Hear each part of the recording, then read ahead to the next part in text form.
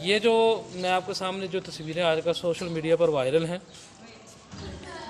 देखें कि माँ बाप कितने खौफज़दा हैं कि बेटी फौत हो गई है, उसकी कब्र पर जंगला बना दिया है। क्योंकि हमारे माशरे में ऐसे दरिंदे, ये जो मेरा जिस्म मेरी मर्ज़ी करने वाला एक कल्चर है ना, इन और हमारे ड्रामों ने जो कल्चर दिया है, ऐसे दरिंदे पैदा हो गए हैं कि मुर्दा बेटियों की भी इज़्ज़तें महफूज नहीं।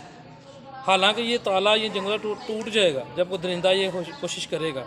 लेकिन देखें हम बहैसियत माशरा और माशरती रवैये हमारे किस नहज पे पहुंच गए हैं कि अब हमें अपनी मुर्दा बेटियों की, मुर्दा जिस्म की हिफाजत के लिए भी, इज़्ज़त की हिफाजत के लिए भी कब्रों पर ताले लगाना पड़े। ऐन मुमकिन है कि सिक्योरिटी गार्ड बिठाना पड़े।